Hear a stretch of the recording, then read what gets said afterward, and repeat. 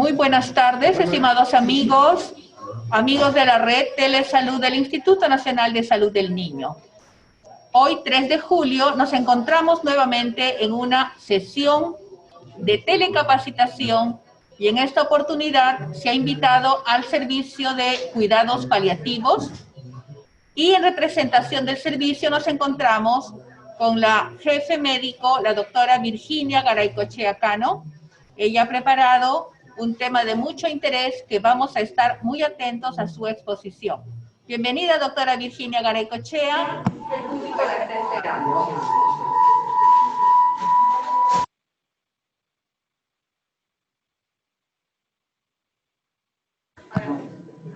Buenos días. Es un gusto poder compartir algunos pensamientos en torno a los cuidados paliativos en esta epidemia COVID-19 que nos viene abrumando a todos.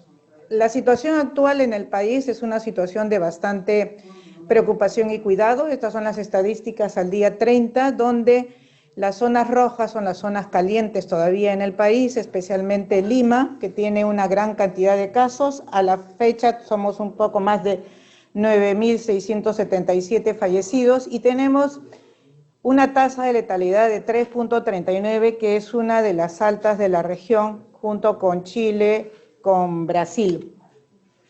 El número de hospitalizados, si bien hay una tendencia a la baja, todavía sigue siendo muy grande. La gran mayoría están en el MINSA y en eSalud, y hay un casi 11% de estos pacientes hospitalizados que están en las unidades de cuidados intensivos recibiendo ventilación mecánica. Los otros, que son enfermos moderados o severos, pero que no alcanzan a recibir ventiloterapia, corresponde más o menos casi al 89%. El número de fallecidos es grande, va a seguir aumentando, y las edades de mayor índice de fallecimiento están en el adulto mayor en adulto. Si bien para nuestra realidad, que es el Hospital del Niño, la realidad pediátrica, niños y adolescentes, es baja todavía la mortalidad, esperemos que se mantenga así o incluso disminuya. Nos encontramos pues en un panorama de crisis sanitaria. En algunas partes es desastre sanitario porque la oferta es muy pequeña para la demanda de casos. Ha ocurrido en Lima, en algunos centros, establecimientos de salud. Y la OMS, cuando se hablaba de crisis sanitarias en general, nos decía que nosotros tenemos que priorizar los tratamientos según esta tabla. En rojo son aquellos casos que tienen que recibir atención inmediata porque su sobrevivencia va a ser posible solo si lo veo inmediatamente. En amarillo son aquellos que no están en un peligro inmediato de muerte, pero que si no son tratados prontamente y adecuadamente van a poder empeorar y morir.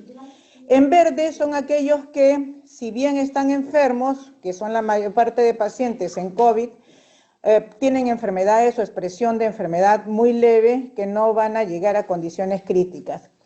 Y el cuarto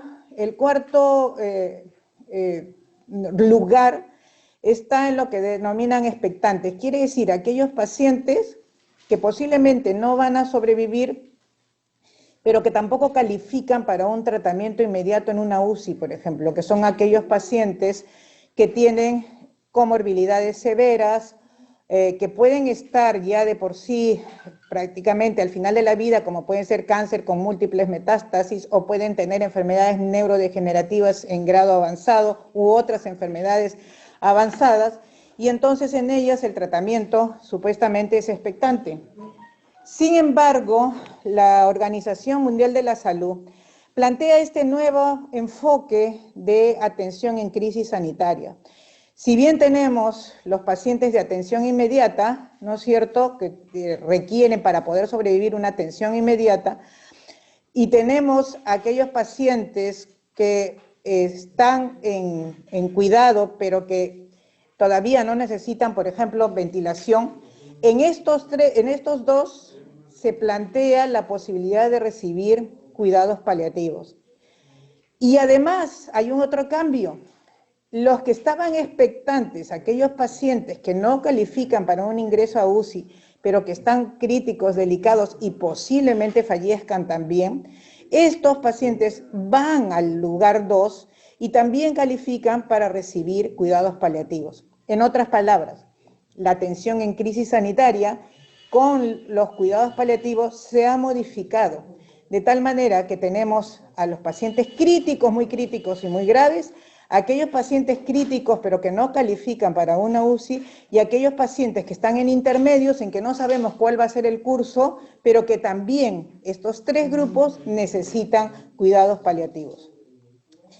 Y este es más o menos un cuadrito de lo mismo. La gran mayoría de pacientes, se estima que el 80% de personas con infección por COVID van a tener sintomatología leve o van a estar asintomáticos, ellos van a estar en cuarentena y se van a recuperar.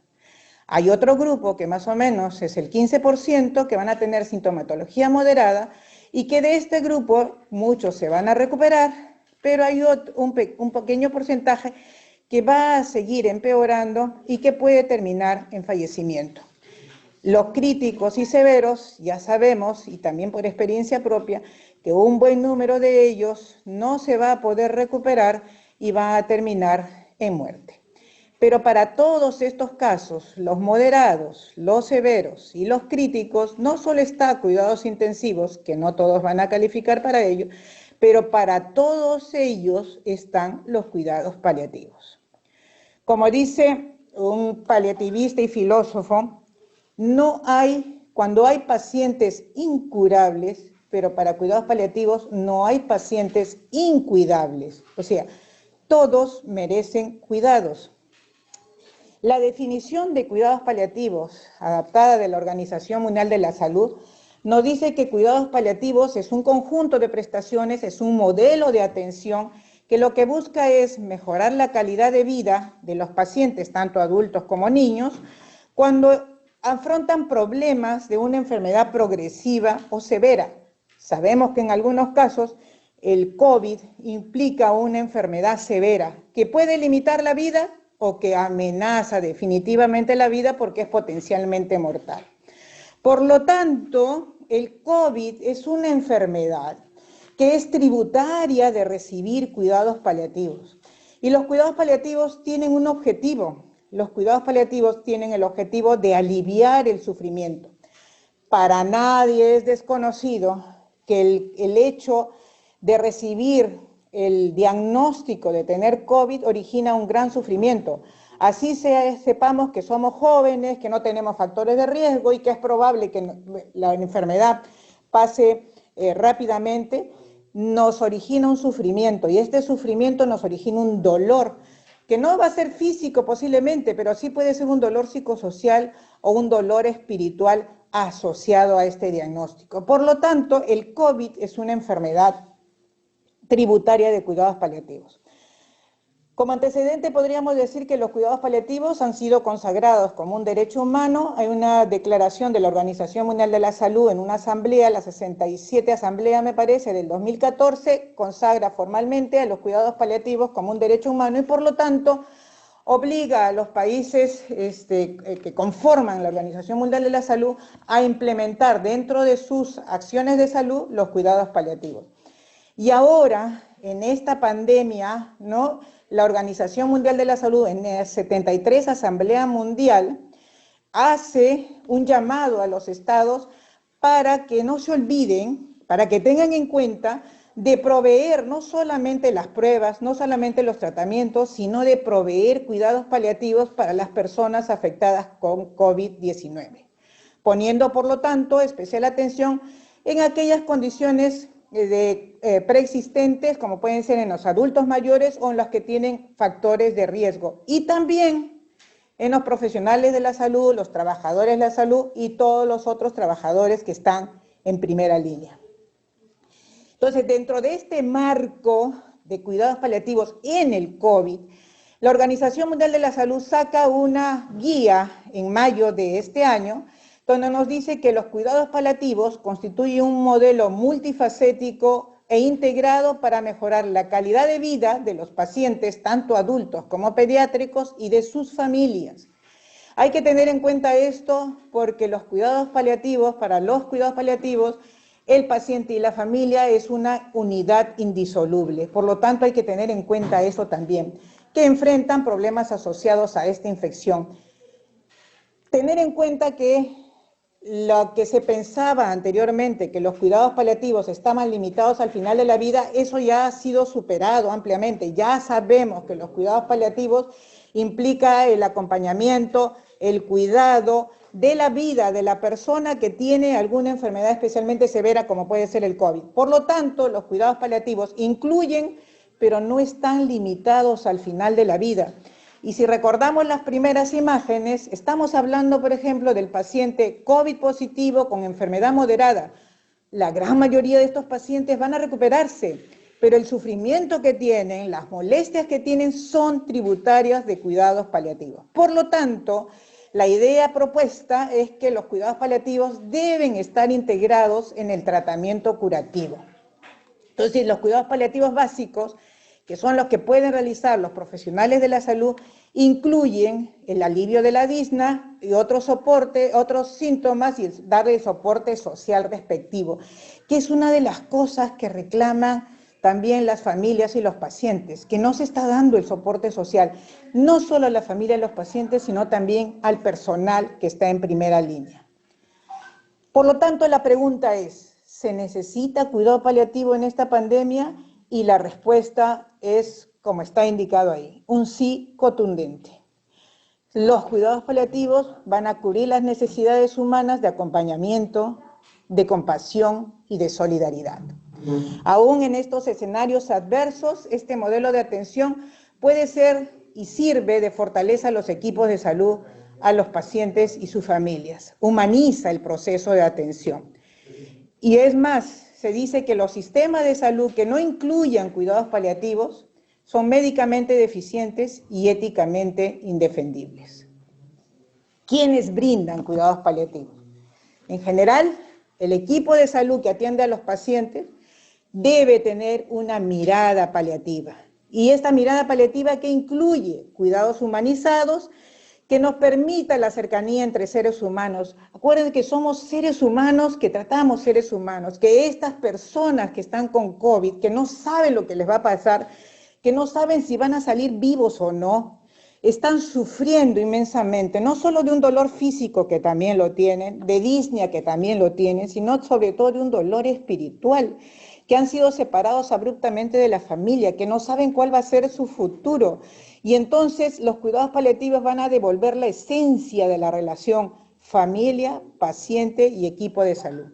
Y para lo cual, ¿qué requerimos? Lo primero, actitud. Tenemos que tener una actitud donde los valores sean la empatía, la compasión, la solidaridad.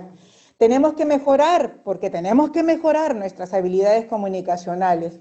El otro día veía una comunicación aparecida en un medio que decía, el médico lo único que me dijo es, su pariente está mal, tiene comprometidos los pulmones y por si acaso no entregamos cadáveres, entregamos cenizas.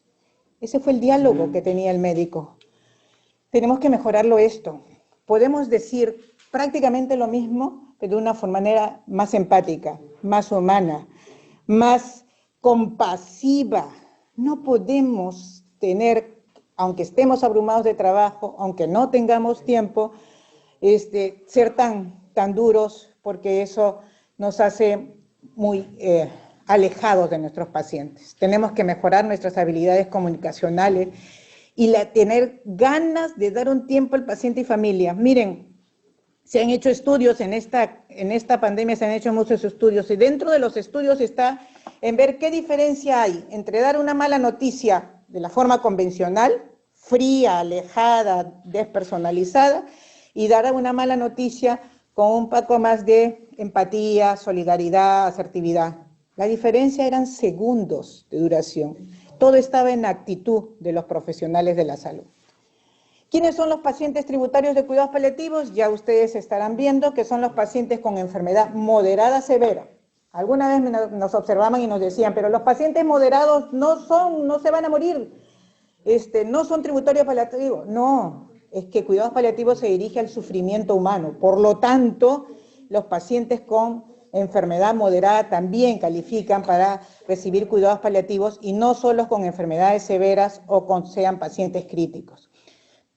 De todas maneras, debemos evaluar junto con el paciente o junto con la familia los riesgos y beneficios potenciales de los tratamientos, ¿no?, para una adecuada toma de decisiones. ¿Y esto por qué? Porque a veces, en un afán paternalista y beneficiente, el equipo de salud es el que toma las decisiones y no le pregunta ni al paciente ni a la familia qué es lo que desearían para ellos. Hay que tener en cuenta mucho las comorbilidades y la gravedad de la enfermedad por COVID, por ejemplo, para ingresar a UCI. En UCI están determinados unos scores para saber quién califica para ventilación mecánica, quién califica para ingresar a UCI, y esto tenemos que conocerlo y hacerlo plenamente transparente. Por lo tanto, si no se van a beneficiar de un ingreso a una unidad de cuidados intensivos ni a un tratamiento de ventilación mecánica porque el paciente no tiene muchas oportunidades por todas estas condiciones previas,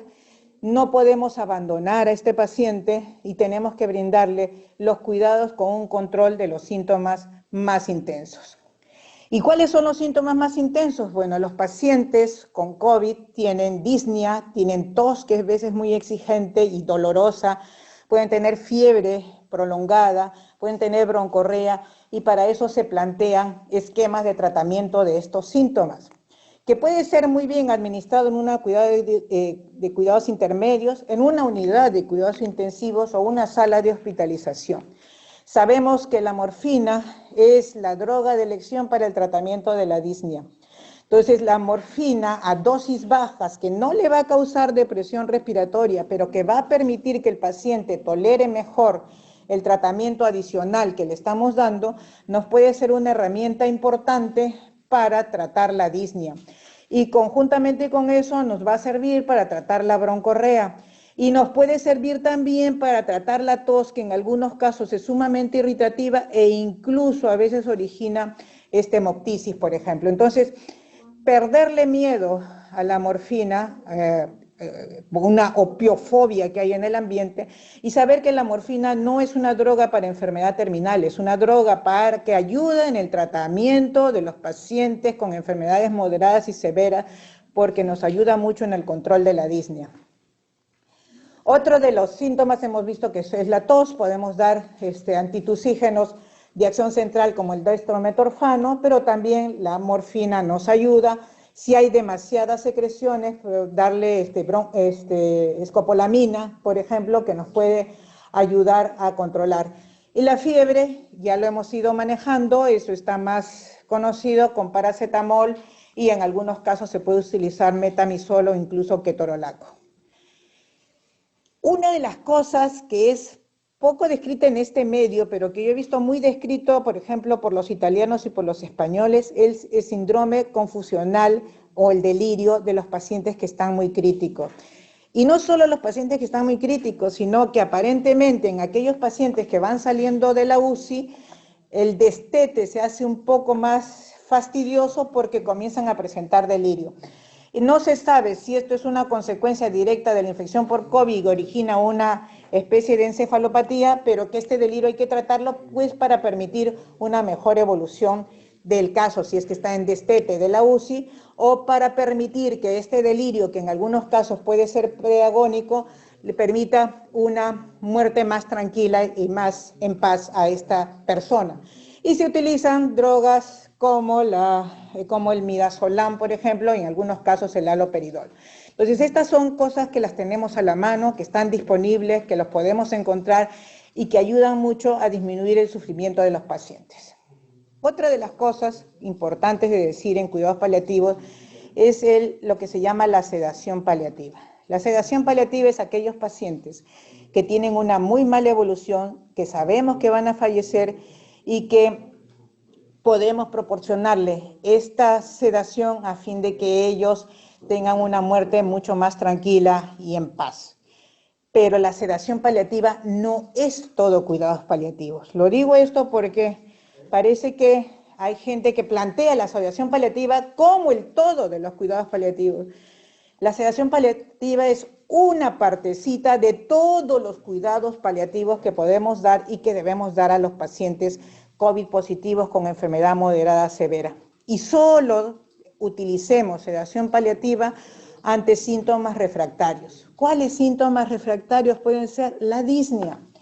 Pero la disnea, si no la he tratado previamente como debo tratarla, como hemos visto anteriormente, no puedo decir que necesite solo sedación paliativa. Primero tratemos la disnea, aliviemos al paciente, dejemos que deje de sufrir, que se sienta mejor, que se sienta más aliviado para que él mismo pueda tomar las decisiones.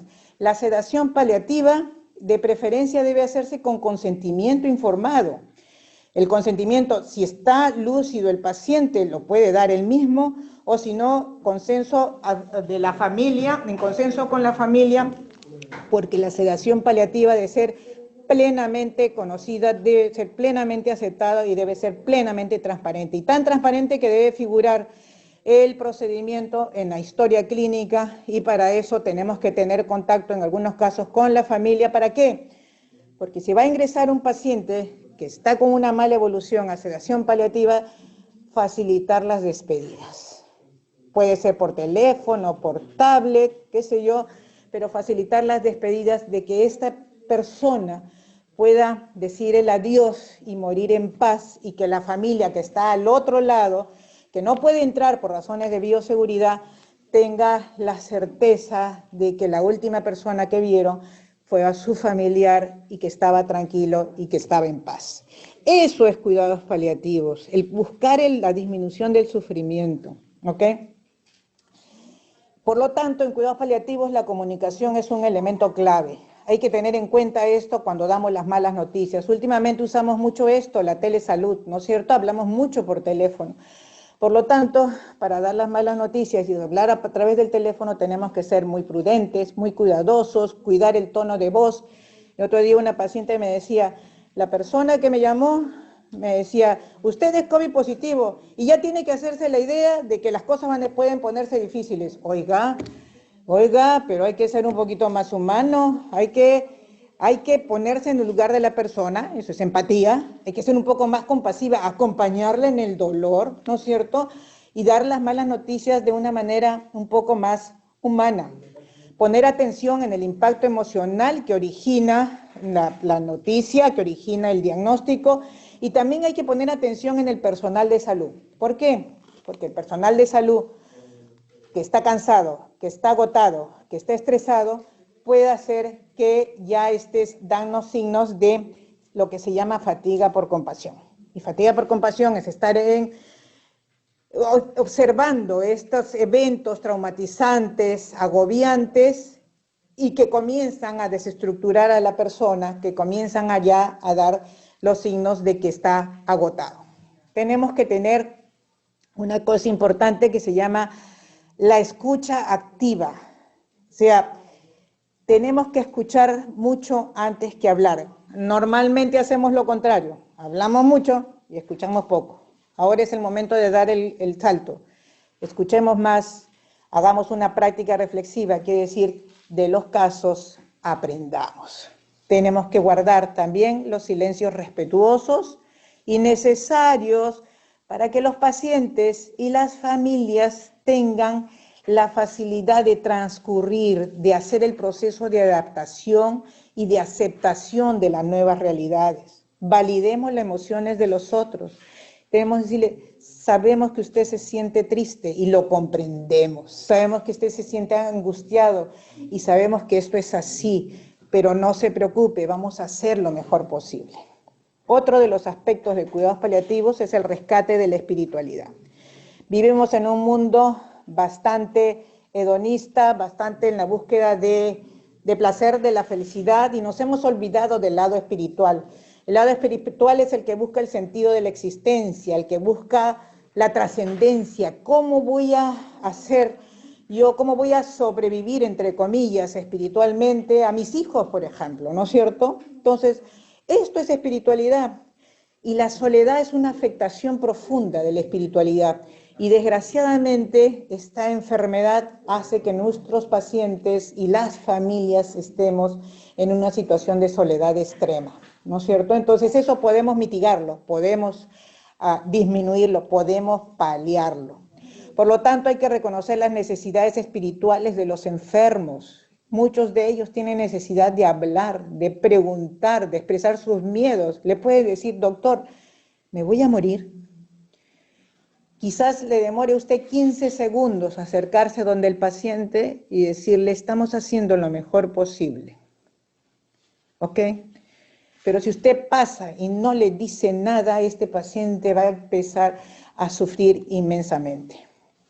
Atender también las necesidades religiosas, si es necesario. De repente, profesa la misma religión que usted, de repente una pequeña oración podrá lograr la paz en un momento que ese paciente requiere.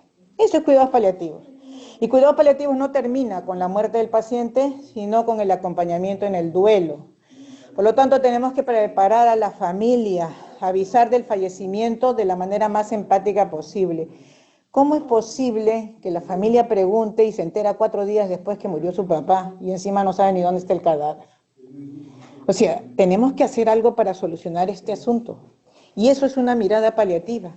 Tendríamos que hablar con la familia y orientarlos en los trámites, advertirles que no se le va a entregar el cadáver, que el cadáver irá a una cámara y de luego será cremado, o también puede ser inhumano, pero que se le van a entregar cenizas, que por la epidemia, por la pandemia no habrá velatorios, que solamente un número restringido de familiares podrá estar presente y muy restringido. Si es posible, y esto tenemos que poner mucho de nuestra parte, en algunos momentos podremos permitir las despedidas. Decía una médico que había permitido que 2 hijas vieran por última vez a su madre a través de un cristal. No habían tenido contacto físico porque no podían entrar a la misma habitación, pero la madre vio a las hijas vieron a la madre, se pudieron despedir con los ojos, y esto fue suficiente para darles el alivio tanto a la madre que falleció a los pocos minutos, como a las 2 hijas de poder haberse despedido de ella. Lo otro importante en cuidados paliativos es cuidar al cuidador. O sea, todos los que están en primera línea, los profesionales de la salud que están trabajando en las unidades de hospitalización, de cuidados intermedios, de cuidados paliativos, hay que cuidarlo.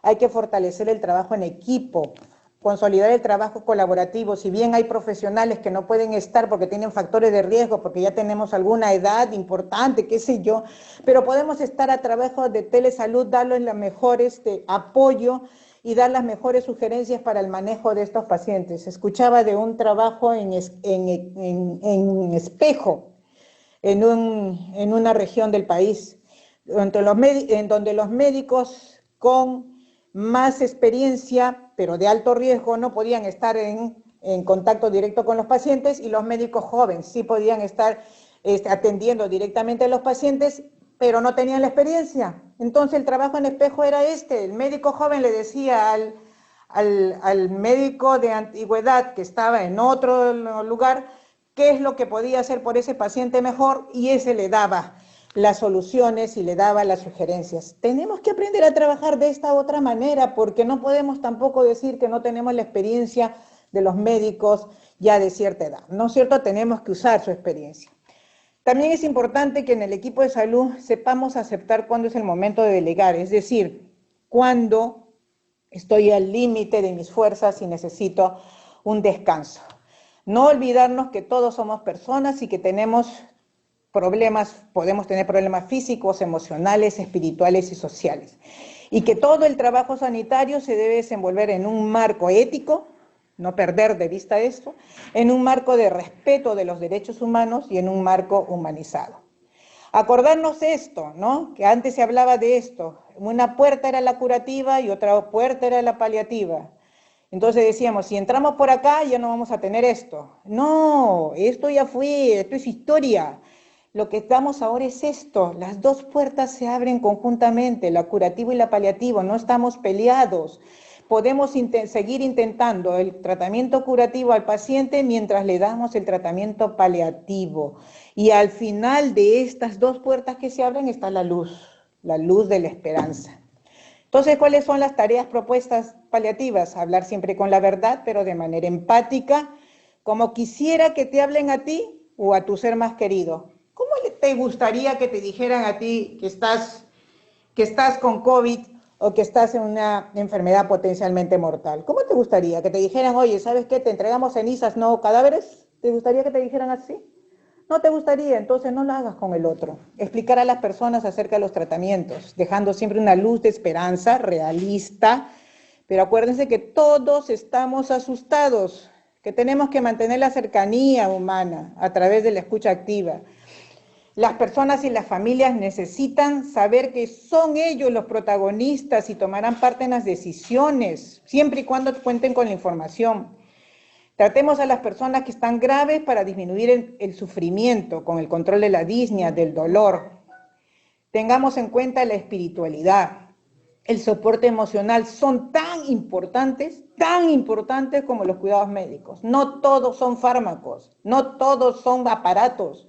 La espiritualidad y el soporte emocional es muy importante. Acompañar en el duelo a las familias y reconocer que los equipos de salud que se enfrentan al estrés y a la frustración requieren espacios de reflexión, de apoyo mutuo para seguir adelante.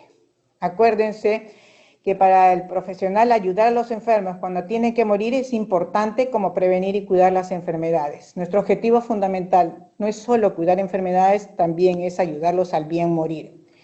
La ayuda primordial consiste en evitar o mitigar el dolor y el sufrimiento, que son diferentes en cada situación, en cada persona, en cada momento. A veces hacemos demasiado cosas para retrasar la muerte y demasiado poco y demasiado tarde para mitigar el sufrimiento. Y los ciudadanos que nos reclaman ayuda sanitaria para morir bien y con calidad.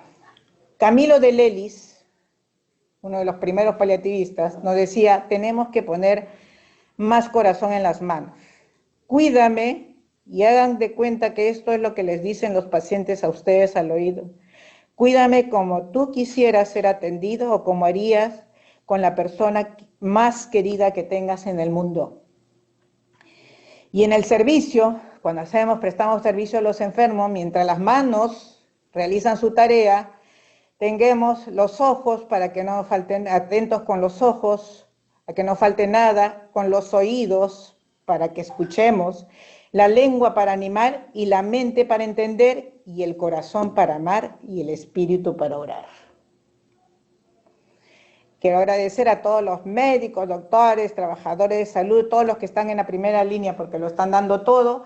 Lo lograremos si nos juntamos equipos de salud y todas las personas y colaboramos, no saliendo de casa, lavándonos las manos, usando la mascarilla, siendo conscientes de lo que estamos haciendo y aplicando los cuidados paliativos en todo momento. Muchas gracias.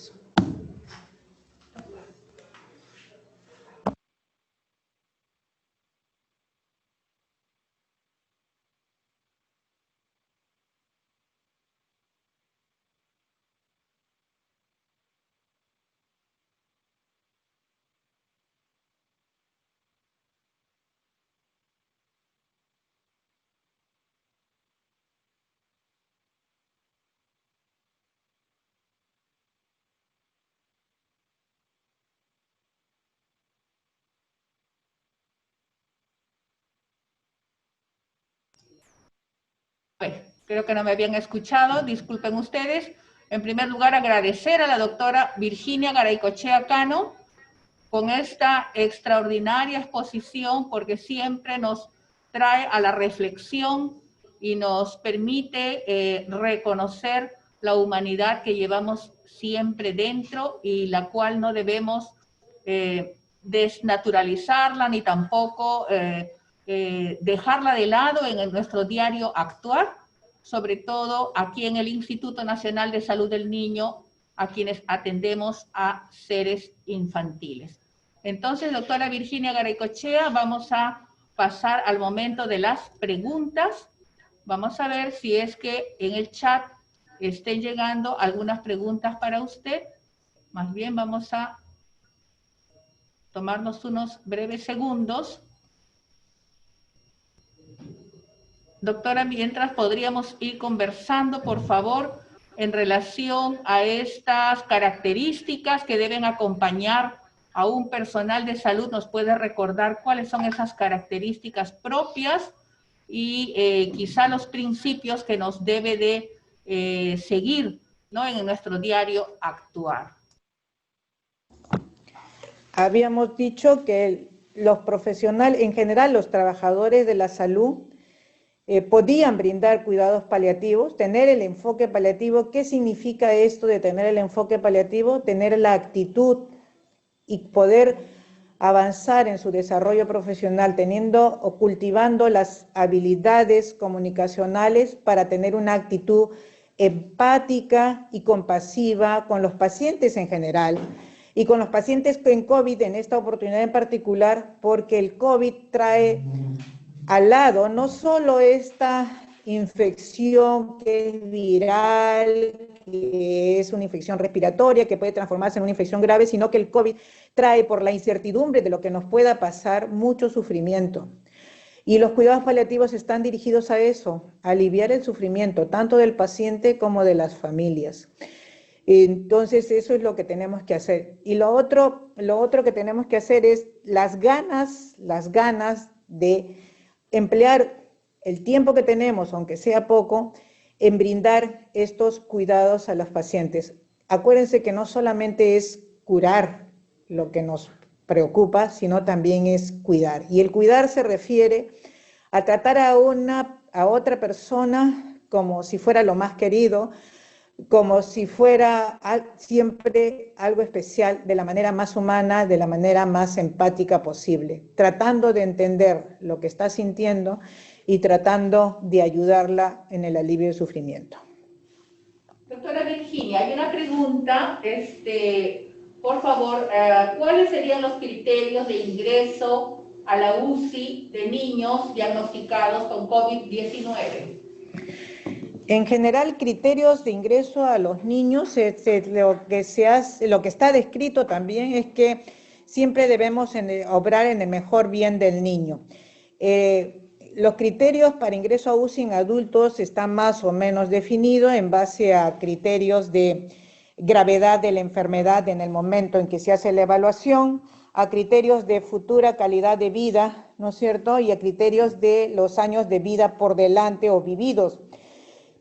Estos tres criterios, y la otra es la recuperabilidad, que se hace en base a la gravedad de la infección. O sea, cuando nosotros admitimos o se admite a un paciente a UCI, tenemos que pensar, ¿este paciente es recuperable? Y si es recuperable, ¿con qué calidad de vida se va a recuperar? ¿Tiene otras comorbilidades, sí o no? Y la otra cuestión, que no es la única, es la edad. Pero en niños se hace la excepción porque en los niños se favorece el mejor bien del niño. Sin embargo, también hay que tener en cuenta las comorbilidades, ¿no es cierto? Si tenemos un niño que tiene una enfermedad crónica, ¿no es cierto?, cuyas posibilidades de recuperación van a ser lejanas o casi improbables, si tiene una enfermedad grave por COVID, ese niño no califica para ingreso a UCI, porque lo único que estaríamos logrando es prolongar el sufrimiento. Y una de las cosas que no podemos hacer desde el punto de vista paliativo es prolongar un sufrimiento, ¿no es cierto?, porque eso se llama encarnizamiento terapéutico. Y el encarnizamiento terapéutico es mala práctica. Quiere decir no reconocer, no poner al servicio de esta evaluación del paciente todos los conocimientos que tenemos que nos haga predecir si los tratamientos que vamos a aplicar van a ayudarle a mejorar o simplemente van a prolongar un estado de agonía. Entonces, esta es una de las cosas que hay que tener en cuenta. Gracias a Dios que la afectación de los niños es bastante poco. Y, por ejemplo, tenemos niños que lo que están haciendo ahora y lo que se está describiendo es el Kawasaki-like o síndrome inflamatorio multisistémico, que en las series presentadas en otros países y acá en lo que se va avanzando también, si bien son enfermedades que pone al niño en una situación especialmente delicada, casi todos los niños, por no decir la gran mayoría, se recuperan con los cuidados adecuados. Entonces, esa es otra cuestión que hay que tener en cuenta.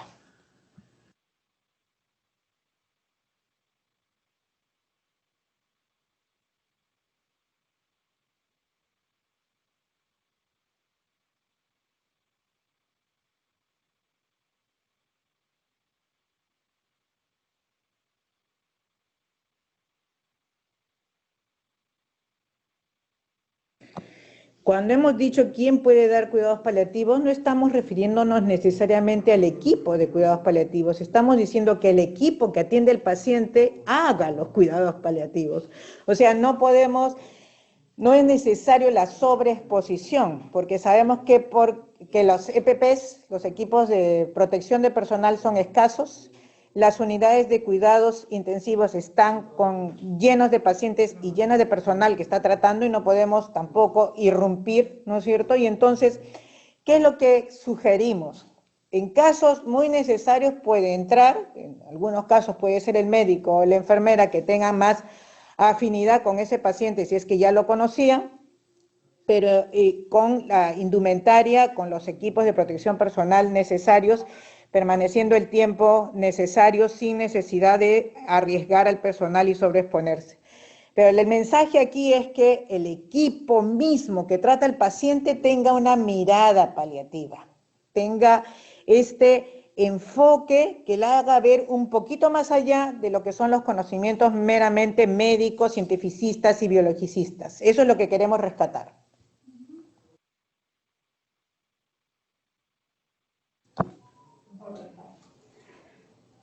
Hay una sugerencia de un psicólogo porque pide que de repente podría priorizarse la presencia del psicólogo. Hay dos cosas que se plantea ahí. Primero, sí necesitamos el equipo de psicólogos. Y hay una cuestión que decíamos que tenemos que tener, especialmente en las unidades de cuidados críticos, que pueden ser intermedios o los cuidados intensivos, es que necesitamos rescatar el trabajo en equipo. Y rescatar el trabajo en equipo quiere decir el trabajo médico, el trabajo de la enfermera, el trabajo del técnico de enfermería, pero también el trabajo de los psicólogos y los trabajadores sociales. ¿Por qué? Porque se dice, por ejemplo, que los médicos no están dando la información. Y los médicos dicen, pero no tengo tiempo porque tengo una sobrecarga de pacientes. Igual ocurre con la enfermera. Entonces, ¿qué tenemos que hacer?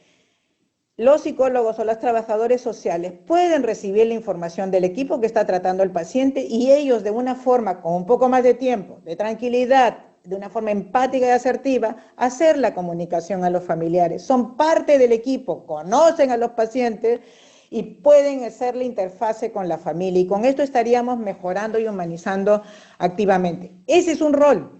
Y el otro rol es del soporte al equipo de salud. Tenemos equipos de salud que están trabajando gran cantidad de horas sometidos a un estrés muy importante, sin embargo el soporte psicológico al equipo no se está dando con la intensidad, por decirlo menos, que se requiere. Necesitamos soporte psicológico a los equipos tratantes. ¿Por qué? Porque se están gastando, están teniendo fatiga por compasión y esto hace que disminuya su eficiencia, tener errores, ¿no es cierto? Pueden tener mayor cantidad de errores, pueden tener problemas psicológicos posteriores, problemas de sentirse impotentes, de sentirse inútiles, despersonalizar la atención, problemas de poner una distancia, comenzar a pelearse con el resto del equipo, o sea, puede tener una serie de consecuencias. Es hora de que tengamos conciencia de esto y que los equipos de psicología apoyen a los equipos tratantes. Los equipos tratantes están sobreestresados, no tienen descanso. Necesitamos darle soporte para que puedan seguir en la lucha porque todavía vamos a tener algunos meses por delante. Así es. Al respecto hay una pregunta más. Sabiendo pues, según su exposición, que los cuidados paliativos deben de ir de la mano con los cuidados de curación, ¿qué estrategias se estarían tomando para que los profesionales asistenciales puedan aplicar esto? Lo que se propone y lo venimos proponiendo por ejemplo, desde la Sociedad Peruana de Cuidados Paliativos, es que los conocimientos de paliativos sean universalizados al equipo de salud. Estamos viendo de elaborar un manual de cuidados paliativos para no paliativistas y para que esto quede al alcance de ustedes. Pero hemos visto que sobre todo es una cuestión de humanización, de mejorar las habilidades, de curarse ellos mismos, el personal profesional, de curarse ellos mismos desde el punto de vista de salud mental para poder seguir atendiendo, y los hospitales o los establecimientos que tengan unidad de cuidados paliativos, les aseguro que los que trabajamos en cuidados paliativos estamos dispuestos, estamos al llamado. Lo que pasa es que en algunos hospitales se ha deshecho los equipos de cuidados paliativos porque se ha destinado a la gente a incorporarse a diferentes equipos, o se ha puesto en segundo plano los cuidados paliativos, cuando los cuidados paliativos deberían estar acompañando estrechamente a los equipos y nosotros poder aportar al equipo de médicos o al equipo de salud tratante con aquellas medidas y aquellas sugerencias que pudiera mejorar la atención y la aplicabilidad de los cuidados paliativos. Perfecto. Muy bien, agradecen su ponencia, el público está muy satisfecho con la exposición y las respuestas que han dado, doctora. Y así es. Y entonces, amigos, hemos concluido una sesión más de telecapacitación en el Instituto Nacional de Salud del Niño. Desde ya le agradecemos a cada uno de ustedes por su permanencia y continuidad con nuestras sesiones, y recordarles pues que esta exposición y todas las que venimos desarrollando están siendo colgadas en nuestro canal YouTube. Lo pueden ubicar en Videos Telesalud OEAIDE. Perfecto. Entonces agradecemos y nos despedimos hasta una próxima oportunidad. Muy buenas tardes.